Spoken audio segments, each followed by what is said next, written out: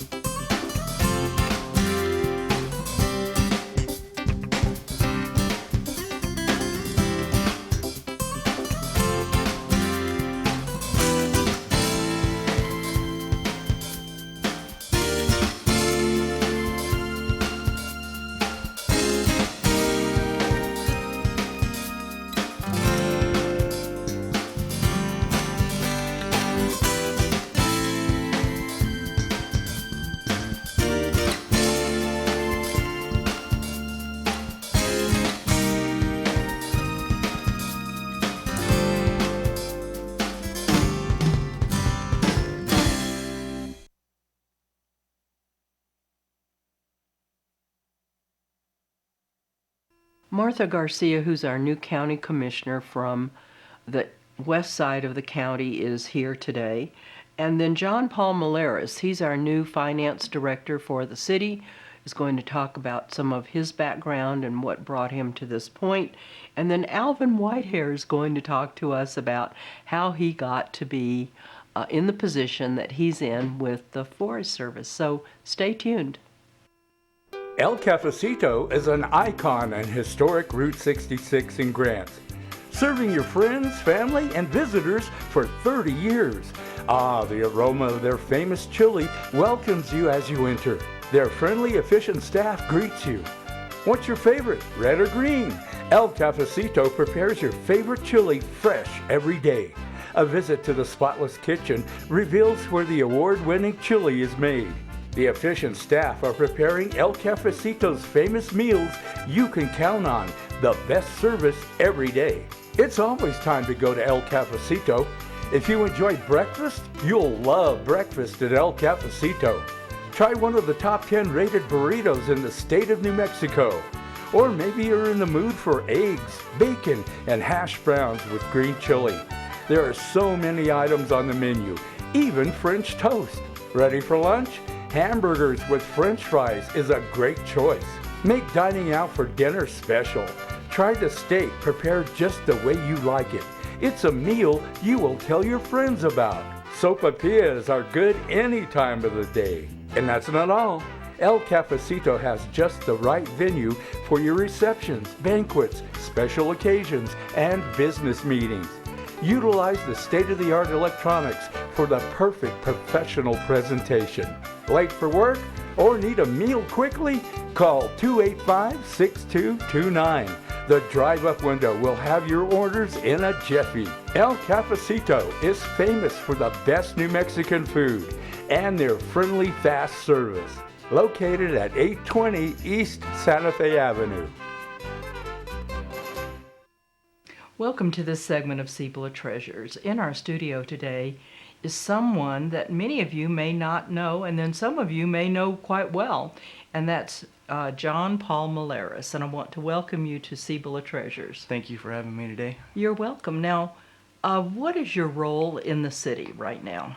I am the new city treasurer. I started on October 24th, so I have a lot of work ahead of me to try to get the department in order and try to keep on top of budget for the city. Wonderful. Now let's start with your background. You and I had a friend that's deceased now. And what was his role in your life? Dennis, my father, he passed away in '93. I was 9 years old. He worked in banking for over 20 years before he passed. And when I graduated high school, that's something that I wanted to do. I wanted to follow in his footsteps. And I did so for roughly about 10 years. And I was working for a bank in Albuquerque, First Community Bank. And before that bank went under, I was going to college full time. I went to UNM and earned a bachelor's degree in economics. Okay. And I knew that wasn't enough to really get me promoted within the bank. And um, probably several months before, I guess, before I graduated, or after I graduated anyways, the bank ended up collapsing and I ended up moving to another company. Okay. And I worked for a short period of time with CU ATM Services as a supervisor. And I had started my graduate degree in business, and Okay. I earned that. And I really wanted to work in finance, and I was working in operations. I really liked operations a lot, uh, but finance is where I really wanted to be. And so I did a move to Santa Fe, and I was working for the Game and Fish for a period of time. And from there, I ended up going to the Supreme Court in Santa Fe as well, before eventually moving back here to town Okay. to work in the drilling industry for a few years for Stewart Brothers. For who? The Stewart Brothers. Okay. All right. And you were with U.S. Bank too, weren't you? Yeah, it was before U.S. Bank. It was First Community Bank. Okay. When the bank failed, U.S. Bank's the one that purchased the bank. Right. And so the person I was mentioning was Andy Morrow. That he was, this was a gentleman that grew up in Florida, went to work for the banks in Hobbs, and then came here. And there were so many things that he did. And when he saw someone with potential, he really encouraged that. He was like a mentor to so many people. Yeah, when my dad passed away, Andy was the one that took his position, and Andy ended up going to Grand State Bank. And when I graduated high school, it was Andy that was the one that helped me get into the bank. Okay. And I spent roughly 10 years doing that because of him. Okay. And he helped me in more ways than one. Okay. So now let's see. You were in banking. You worked for the state. You look so young to have had that all behind you.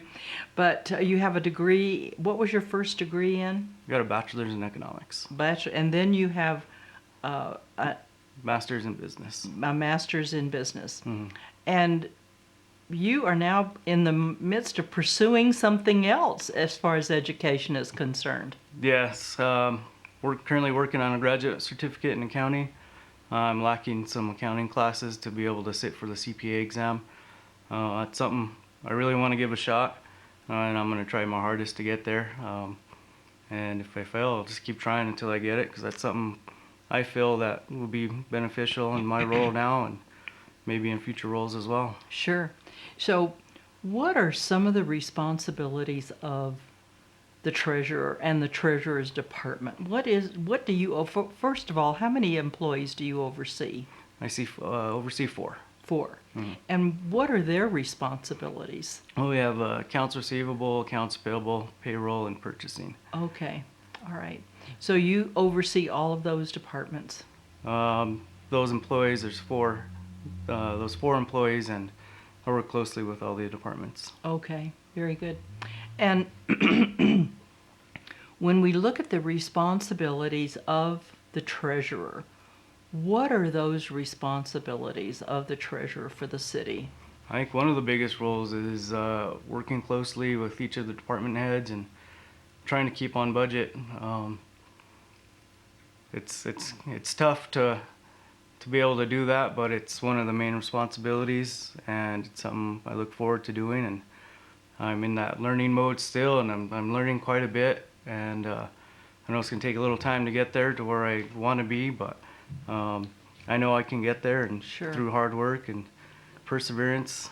Right. So when the budget is approved by the city council and by the state of New Mexico, every department has a budget. Mhm.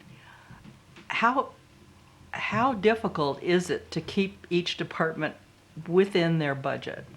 It's pretty difficult because I got a lot going on, and still being in that learning mode. It's really tough right now, but I know as things go, it's gonna get easier. Okay. But it's a challenge. It really is. But I know I can do it. Okay, good. So, working toward this certificate that you're now doing, so that you can sit for your CPA exam, what does that entail? You mentioned an 18-hour class. 18 credit hours is roughly what I'm lacking. Roughly 6 classes. I'll finish my first class now at the end of January, and once I'm done with the graduate certificate, there's 4 parts to the CPA exam, and I think almost each of the parts has less than 50% pass rate. But I think obtaining a CPA will help me in my role. It'll give me a lot of knowledge about Sure. government accounting, Right. and I could work closely with the CPAs and know what they're wanting us to do and what I need to do in my role to help keep the city on budget. Sure. And that's really critical, isn't it? Because that's not a very popular thing to do when you have to tell a department head, sorry, but you can't spend that money. This is the budget. This is where we have to stay. And that can create a little bit of a conflict, can't it? Yeah, it sure can. I mean, it's tough because everyone wants to be able to purchase the things they feel that they need, and it, it may not be within the budget, and some tough decisions are going to have to be made. Sure. But it's something I look forward to. Now, when each department prepares their budget, is there any leeway in their budget for any unplanned or unforeseen expenses that they need to spend money on? Well, I haven't gone through the budget process yet since I'm still new, but I would assume that there's going to be probably a little bit of leeway as to what they can spend, and maybe have a little bit of a contingency in there Okay. just in case. But something we'll have to work something out if that comes. Well, you're in a critical position because we know that our state is in financial difficulty. Our county is struggling with some issues regarding finances. I don't really know where the village of Milan stands, but now that they've got the prison back working, I guess that's going to help with their financial situation. What would you like to see having in reserve for our, the city needs to have a reserve fund because that's really critical because we can't predict what the future is going to be, Exactly. right? So what would you like to see, or maybe this is a question that's premature, but what would you like to see as a reserve in the city's budget? Well, I know government rules, we have to keep at least 1/12 of cash on hand, but as far as reserves go, I guess I haven't really came across that as of yet, but I would like the city to be in a position where we're not struggling. 'Cause like you mentioned, like the state and the county are having their struggles, and it's something I definitely don't want to see, and it's something I'm gonna have to work hard towards Right. to make sure. As far as a dollar amount in reserves, I'm not really sure right now at this point. Okay, well, maybe we can discuss that once the city council has approved a budget. And it won't be long in coming, will it? No, it'll come quick. It will. Yeah. So, what I wanted to do was introduce you to the community as our new treasurer and to wish you success and to get all of these various departments to be a team to help. I've often said that the role of an employee is to make that business successful, your boss successful.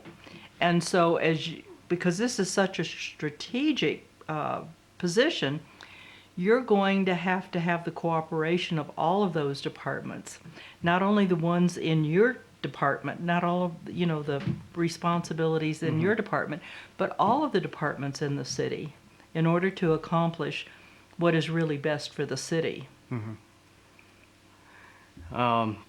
It's going to be a challenge to get there, but I think one of the positive facts about me is I'm really patient and I work really well with others, and I think that's going to help to go a long way. Just having that positive relationship with each of the department heads Good. is going to help. Well, when you see John Paul, would you welcome him and let him know what your feelings are about the city? I know he's willing to accept suggestions, Yeah. right? Yes. Okay. Well, thank you for joining us today. Thank you for having And me. wish you tremendous success, especially in your endeavor with your collegiate enterprise. Thank you. You're welcome. And thank you for tuning in to this segment of Cibola Treasures. At that moment, it hit me. This is why I joined the Guard. I couldn't believe it. I just saved a life. Somebody from my hometown. Be there for your community at NationalGuard.com. Welcome to this segment of Cibola Treasures. We are privileged today to have Alvin Whitehair in our studio for our show today. And so we're going to just talk a little bit about you, Alvin, so that people know who you are and what you're doing here. So that's the first thing is, what is your role in our community?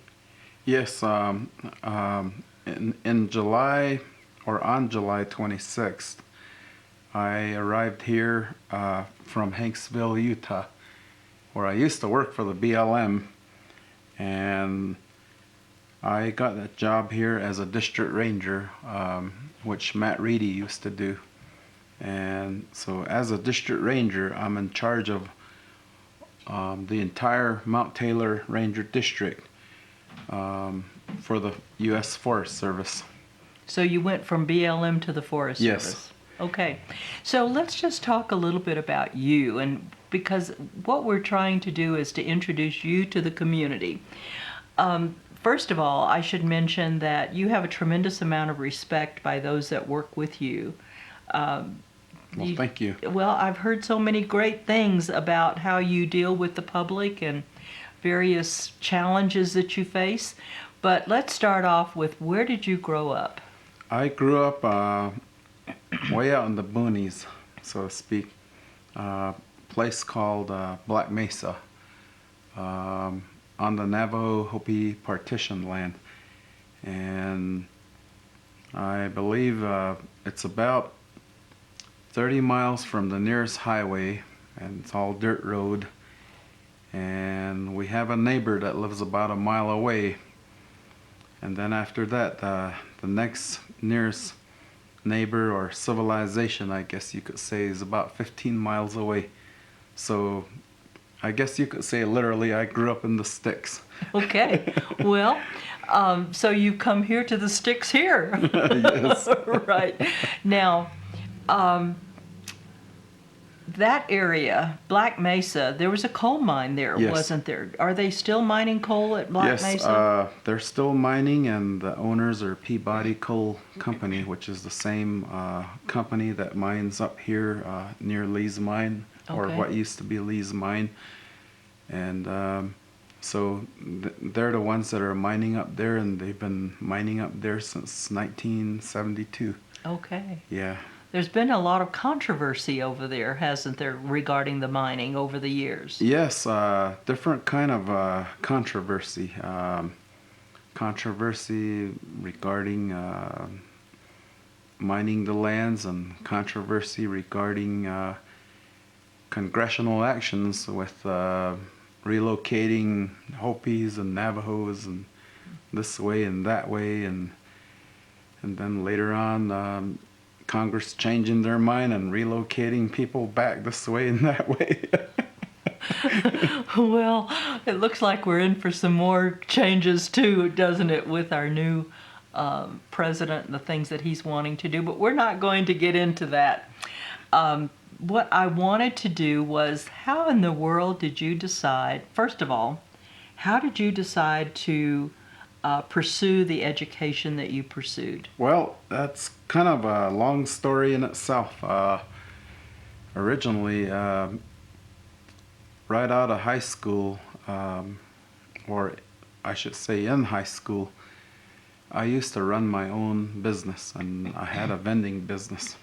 Those little machines you put a quarter in and get a handful of candy. And the more I learned about that business, the more I realized that I should be going to college and learn more about things out there. And so in 1985, I packed up my stuff. I was about 16 years old, had my own car and all that, and moved to Logan, Utah. And upon arriving there, I went to school and finished my high school, and then I went into a tech school and got my first degree as an automotive technician. Okay. And I worked as a mechanic for a dealership there. It was a General Motors dealership, and wearing a Goodwrench uniform and all that, and that didn't work out too well. So later on I worked at a snowcat company, and I built snowcats for another 6 months. And John DeLorean, his assets got froze around that time because I guess he was doing something wrong. And so we had this massive layoff, and I said, well, this career path that I'm on, the blue collar career path that I'm on, is not working out too well. So I went back to school and got my first degree in psychology. And I did that because being in the land disputes and all and everything, our family went through a lot. So I figured if I got a degree in psychology, I could come back and help people that were affected by that. And so I got my degree at Utah State University in psychology, and I worked there for 2 months as a shrink. I used to be a counselor, and I didn't like it. During those 2 months, I had clients and those kind of things, and I just wasn't the type that would be able to work with people that had those conditions and whatnot. So it was a miserable 2 months. Primarily I dealt with domestic abuse and those kind of things. And so I went back and talked to a person by the name of Fee Busby, who was the dean of the College of Natural Resources. And we sat down and we had coffee and we talked for a good 2 hours, and he said, sounds like the field of natural resource would be a good fit for you, and primarily in rangeland management. So I got my next degree in range management and minored in English too. And that one, I enjoyed it so much. That year and a half went by so fast. Got my second degree, and eventually I got my first appointment with the U.S. Forest Service in Springerville, Arizona.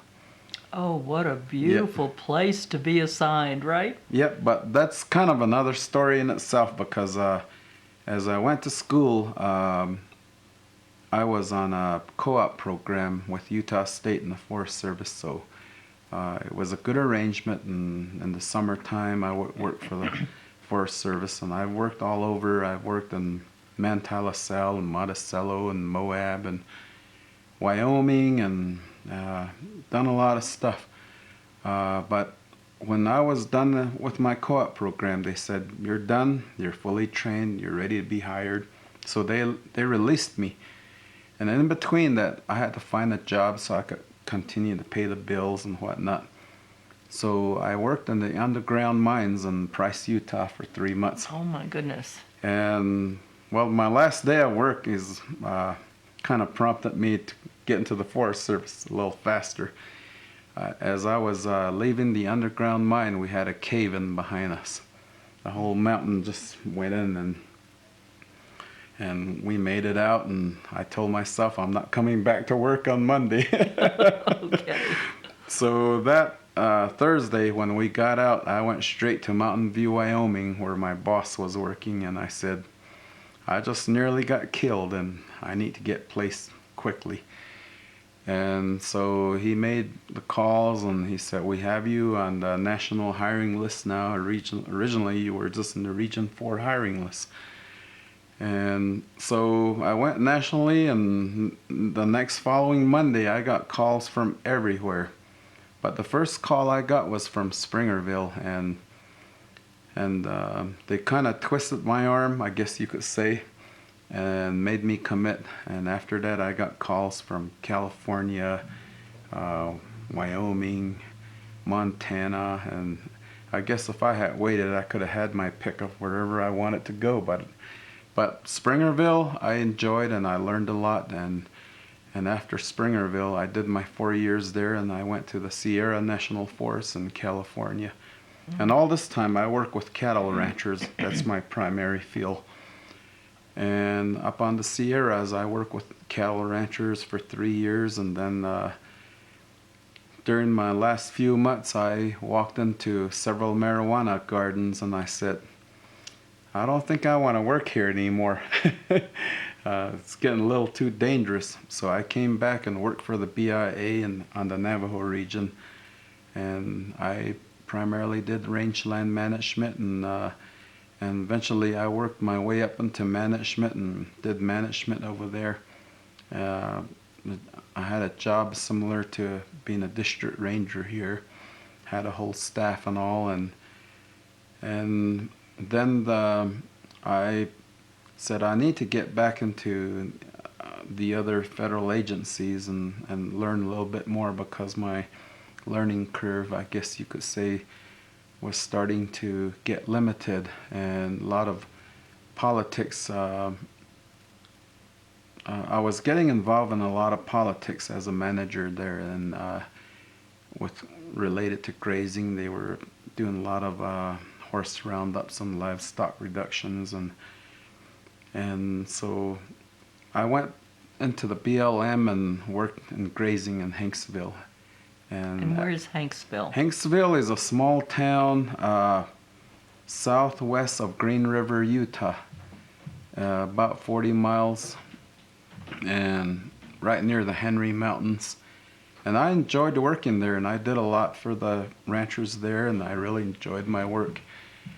But when I saw this job come up here in Mount Taylor as a district ranger, I said, hey, that's home, and it's one of the 4 sacred mountains, and let me apply for it and see if I get it. And I got it, and I'm back. So I'm glad to be back home. Well, we're glad to have you here, and so are so many people in this area, because you have a skill, a way of working with people, and seeing all sides of the issue. And so you have a really balanced approach to what you do with the Forest Service. Well, thank you. I think a lot of that comes from getting a degree in psychology and learning to work with people, and also working with ranchers. And of course, I myself, growing up in the sticks, I grew up from a ranching family, and so I can relate to their problems and struggles and whatnot. But at the same time, coming up in my career with different government agencies, I've learned a lot about other concerns. So you have to look at things from different perspectives and see the whole picture. And when you make your decisions, it's about creating the right balance for everybody. And going into my career, I learned that it's all about balance and those kind of things, So, yep. Okay, well, we're out of time. We've been given the high sign, but Alvin, how can people reach you if someone wanted to just come and visit with you? I have an open door policy. You can always come to Mount Taylor Ranger District, which is on 1800 Lobo Canyon Road. As you're going up Mount Taylor, you'll see an office on the north side of the road, one of the last few buildings. Or you can call me and set up an appointment at 505-287-8833 and ask for me. And if you want to talk, I'm available too. So, I don't believe in turning away people. I think if you have a concern, you should be heard, and rightly so. Okay. Well, I think that's the strength that you bring to the position. And we just welcome you with open arms. We're so glad you're here. And if you happen to see Alvin around town, just tell him, hi, I saw you on television, or just welcome him to our community. And thank you for joining us today. Thank you. You're welcome. And thank you for tuning in to Channel 10.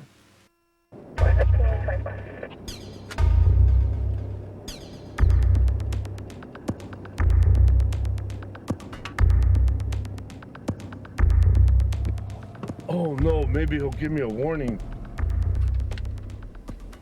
108 regional. I'll be on a traffic stop. 105. I'm with the Cibola County Sheriff's Office. The reason I'm stopping you is because you weren't maintaining your lane. Do you have your driver's license, registration, and insurance with you today? Yes, I do.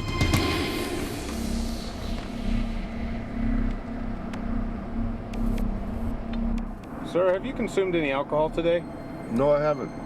I can smell alcohol coming from the vehicle, sir. Are you sure? Okay, maybe I had 2 beers.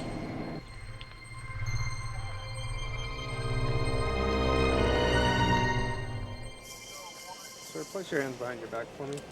I'm going to be placing you under arrest for DWI.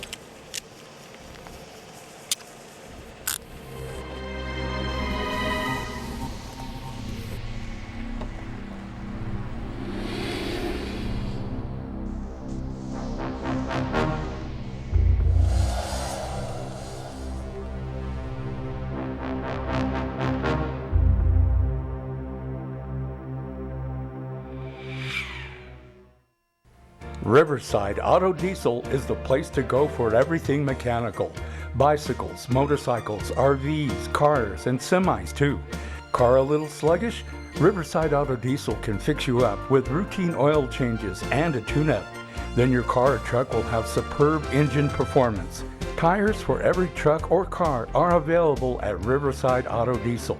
You'll experience the difference with the right tire for your vehicle. Transmissions need routine service. Don't get caught in the middle of nowhere with a transmission failure. A cool car is a pleasure to drive when the weather is not. An air conditioner leak can be repaired and you're off to an enjoyable summer. When your car breaks down or you have an unfortunate accident, Riverside Auto Diesel has road service and towing 24 hours a day, 7 days a week. Friendly, knowledgeable, ASE certified mechanics. Riverside Auto Diesel is New Mexico state approved. For all of your mechanical and automotive needs, see Keith Ford at Riverside Auto Diesel, located at 1433 East Old Historic Route 66. Call 287-3543 or 290-7459. Welcome to this segment of Cibola Treasures. In our studio today is Martha Garcia. And Martha, would you tell our audience what your role is in our community? Okay, thank you. My new role, and starting January 1st of this year, 2017, I'm the newly elected County Commissioner for District 5 and representing the entire Cibola County, which are our constituent at the county. Okay. Now, District 5 starts where? District 5 starts where the boundary between Laguna and Acoma starts, and it goes west all the way to the Arizona County line, and we border Catron County on the south side, and then on the north side is McKinley County. Okay, and you go all the way over to the Rio Puerco? Not quite. Not quite. That is Laguna, and that's District 3, I think. Oh, okay. Okay, so you start with Acoma. I start with Acoma. Okay, very good. And, you know, we see problems in our state financially. I just heard today that, or maybe yesterday, that the city of Albuquerque was going to be $26 million short, or maybe it was $260 million short in their budget. A lot of money. And Cibola County is having some challenges in that area too. That is my understanding. We have a major challenge as far as the status of our financial here within the county government, and that's because that is everything is filtering down from the state and on to the counties of how much money we have to deal with, and that is a big challenge here in the county, is to climb out of that financial shortfall that we are faced with here in Cibola County. Right, right. Now, when you look at your district, District 5, what do you see as one of the major concerns that you have for that district?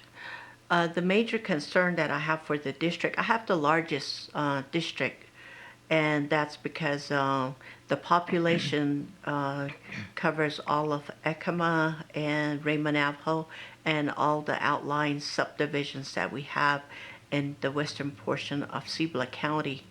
And the land base is very large. And based on that, we have miles and miles of roads that the county has to take care of. And then it's also a large district where we would need police services out there by the sheriff's department. And of course, we have properties that are out there that the assessor and the treasurer would have to take responsibility for, to ensure that those are properly being documented, and that's where the money comes in, as well as the federal land that's out there that pays for the pelt taxes for on behalf of the federal government. So based on that, the service that we see down here in Grants and the surrounding area doesn't quite reach the outlying area, the rural area, both in Ekama and then all of western Cibola County. And we have to do something about that, is to ensure that we have the service that that's supposed to take care of all the citizens of Cibola County also reach the outlying area. Now, we have a concern for jobs, and I didn't pose this to you before, so I don't want to spring this on you if you would like to come back another time after you've thought about it. But my question is, I hear so many politicians say what we need are jobs, jobs, jobs, but they don't have a plan for getting those jobs into our county. And I don't, like I said, we haven't discussed this, so I don't know if you've thought about how you would approach getting jobs into, I see, having spent a lot of time out at Pine Hill, you're 60 miles from any services. You're Right. 60 miles from Grants, you're 60 miles from Gallup. And so in order for people to work, they have to, unless there are jobs that we bring in, they have to travel to jobs. That's very true. And being that far out, and the jobs aren't just available because we're away from everything. The transportation is not quite there. No airports, no railroad, and the main road, the I-40, runs north of us, and it's very hard to bring in some kind of stability in economic development. But in order to plan for the entire Cibola County as far as bringing in jobs and start economics within our community, we would have to do a lot of strategic planning. What's possible? What are we looking at? And what can we do? We need to stop reacting to at the last minute when we hear that certain companies are pulling out or closing down.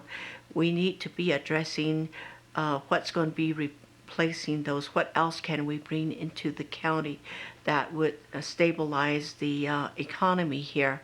And that's one of the areas that we need to work on. And I strongly believe in strategic planning. Sit down and together and find out what is needed out here, and what can we do to promote economic development.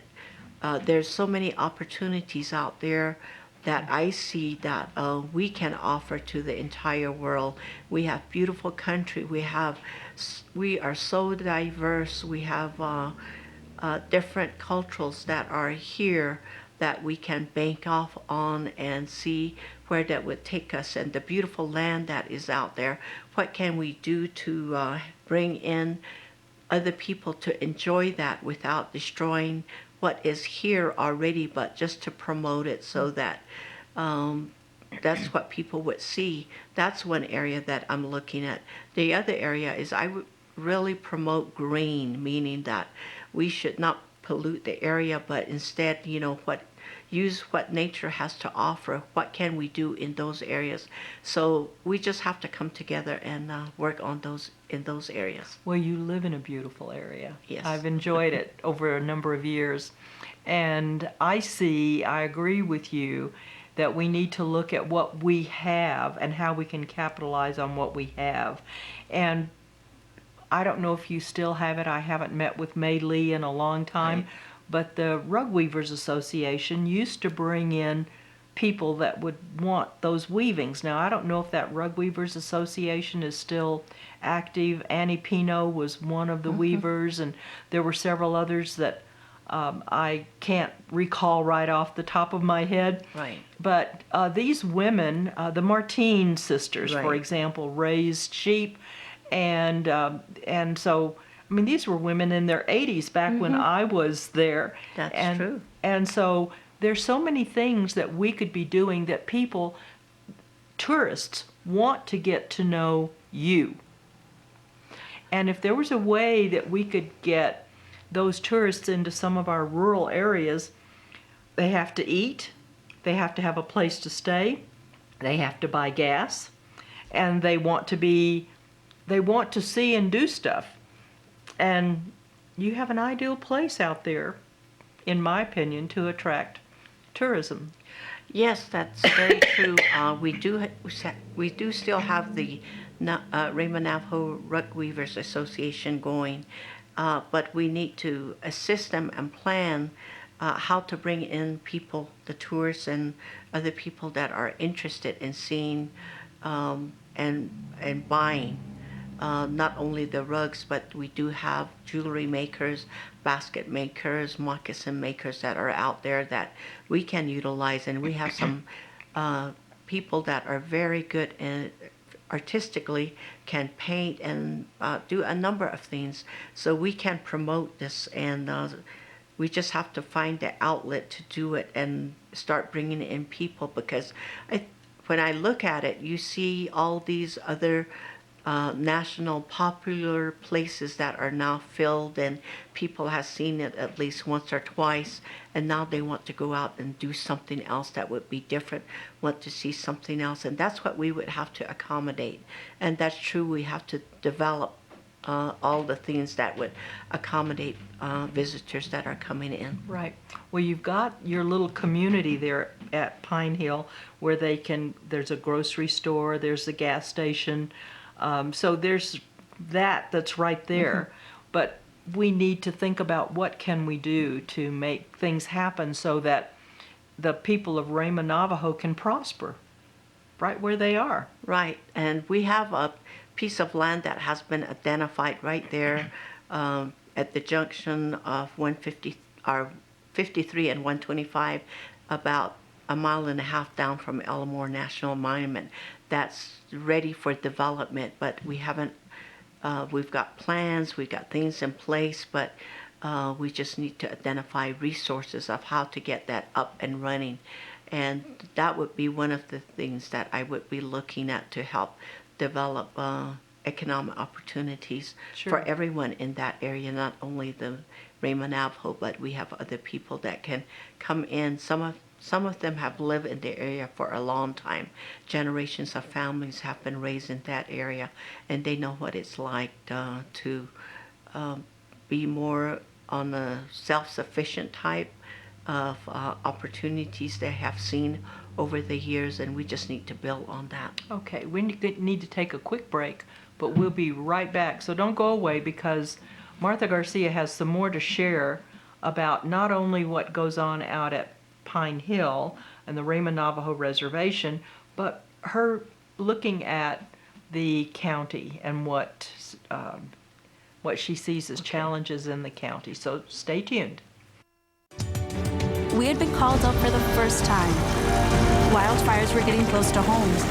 At that moment, I got my first taste of just how important the Guard is. Be there for your community at NationalGuard.com. Well, we're here with Martha Garcia, and she is the county representative for District 5, which includes Acoma, all of that area south of Interstate 40, all the way over to the county line and Arizona state line. And so, as we've talked about some of these, I remember when the Raymond Navajo acquired that property right there. Right. It was some of your ancestral lands Right. that you were able That's to acquire. And I remember the big event that you had that day. It was quite a celebration. And that's an ideal spot because there's nothing right there, and it would be convenient for those coming from Pine Hill and various other outlying areas of the Raymond Navajo. That's true. That's going to be once we start development, that would attract a lot of people to come through, because right now they go to Zuni and they go to Grants and then to Acoma, but there's really nothing in between for them to see or do, and we need to provide that outlet. That would be one type of opportunity that we can make available there. And I remember the time that the county and the people of Cibola had talked about other type of developments. There was even talk about developing a Misao Trail, which would go from Grants to areas in the western portion of Cibola County and make connections with various scenery activities that are out there. The other one was, there was talk about building something similar to what Chama, New Mexico has as far as railroad is concerned, to follow the old railroad trail that was in the Zuni Mountains. That was an idea that had come up and had been talked about. And I don't know how feasible those are at this point in time, but that would just add on to what's there that we can offer. And those things would be there for a long time to come. Sure. But of course, for the entire county, we need to look at other economic opportunities that are there, fight for the ones that are being closed down, and see if there's a way to save those and continue to work with those, but at the same time look for other type of economic development that will be here. Have diversity. So if Have one diversity. goes down, it's not going to put us in such a deep hole that we'll never come out of it. That's true. That's what we need to do. Right. Now, I was at the ribbon cutting for the county offices. Right. And I heard this over several people said, we're a poor county. And that just crushes me, because if we think we're poor, we're going to be poor. Now that's my opinion. We have this wealth of culture. We have this wealth of natural resources, the beauty of our land. We have all of these things that make us one of the most unique counties in the United States. Where can you find all of the things that we have in Cibola County any other place? There's really none that I can think of right now, but that's true. We are very, very rich in what we are here in Cibola County. I kept hearing we're very poor, but those things, financial, maybe that's what people are thinking of, but we're very, very rich in our cultural, in our diversity, and in our land. We have abundance of land that has offered a lot of opportunities that we haven't even touched to either develop or leave it as it is and see it from afar. But we do have those, and we need to remember that's what we're rich in, as well as our family. When we have family, you can't be poor when you have families. That's what makes you rich. That's what makes you who you are. And I remember my aunt used to tell me that I would come in and it says, there's so many poisonous weed out there that my sheep are poor, my sheep are dying. And my son told me, says, if you keep saying it, you will bring it upon yourself. And yes, your sheep will start dying and continue that way. Say, I'm rich, I have beautiful sheep out there, and I have beautiful grasses out there, and that's your frame of mind that you need to be in. And that's the frame of mind we need to be in. We need to be positive.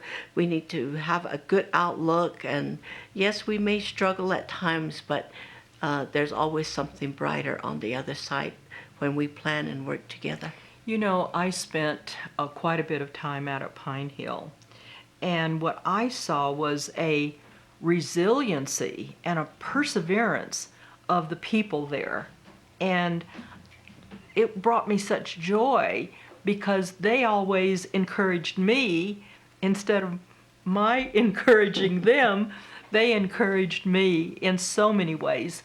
And I think our city councilor, Michael Lewis, made this statement a while back. He said, we're one of the few places in the country with the diversity that we have, our native populations, our Hispanic populations, our Anglo populations, that we have come together as a community to encourage one another.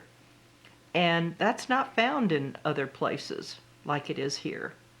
That is very, very true. And we need to continue to remember that and work with one another based on that. And we have so much that we can bring to the table from all these different diversity that we have among our people. And everybody has good ideas. We just need to listen and pick those that are doable at this time and save those others that are in long term. And that's the only way we can get anywhere. And yes, strategic planning will get us started in that direction. Okay. And when you look at the county as a whole, besides our economic challenges that we face right now, someone said to me, every time you face a challenge, it's a new possibility. You know, there are new opportunities. Oh, right. And so we just need to be looking for those opportunities, don't we? But what do you see as another need for our county? Another need that I see for our county is like to bring in an opportunity that would be have a long-term stability, to begin looking at that. At this point in time, I really don't know what it is except to look at the past and see what was possible and what had happened, and then build upon that, and then look out, as you stated, the challenges, and find to turn those into opportunities. And you always do that. There's always an opportunity out there. It just doesn't stop here. My uncle had always told me that there's always a way around any obstacle that's going to stand in your way. You can climb over it, you can go around it, you can dig under it, and maybe you can even go through it. But don't just stand there and make that to be your obstacle and not move forward. There's always a way. So I always look for those ways, for opportunities to from those challenges that are there. Well, you're so wise Thank you. in passing that on to us, because we just instead of saying, okay, what's next? That's Right? true. That's true. We need to do that. And we just need to continue to encourage one another. And as a government, we really need to stand up for that and showcase and model that ourselves in order to do that. And we need to start working together. And we just had our first meeting here, and I felt very comfortable and very good about the outcome. And I like to see that as we continue to move forward as a group, and that is on behalf of the people that elected us. We just, it's not for ourselves. That's how I always put it, that anytime that you're asked to be in a government position, it's not for yourself, it's for the people. And that should be our number one focus whenever we take on actions and whatever that needs to be done. Okay. You've given us so much wisdom in this interview, but I want to do something else. I want to focus on someone that's very close to you, was very close to you, and that's Katie Henio. Now, there was a book that was written about her, and I know that 25 or so years ago, it was so famous. Everybody wanted a copy of that book. I think I loaned mine out and I don't have it back. But who was Katie Henio? Okay, Katie Henio is my mother, and she's still well and alive today. And her book was called Katie C. Henio, The Sheep Herder. And that's what she's done all her life, was work with sheep, anywhere from raising them to she is a rug weaver, or used to be, and now she's up in her age and doesn't do a whole lot of that anymore, but she would like to see her loom still set up in her house and fiddle with that every once in a while. But she's quite a lady. She's the one that taught me to be who I am and what I need to do, and encouraged me to be educated, even though she herself never set foot in the society type of education, Western society, but she was raised traditionally and is very rich in that knowledge. She teaches us the morals and values of life in what she has done, and her way of life her teaching has been passed on orally, and it's something that's so amazing that when I need advice from her, I would ask for it, and she would sit me down and says, "This is how it is, this is what I know." And she would go back without having to look at any notes, just reach into her mind, and she would tell you, this is what it's like, and this is what history has shown us. Anything that I need about information within the community, she would tell me about the past history and how it is today. Okay. Well, I had the privilege of meeting your mother a long time ago. Your sister Mary introduced me to your mother, and at that point in time, I went to your family home, and she was just a gracious lady, welcoming me into her home. And so those are my memories of Pine Hill. So thank you for joining us today.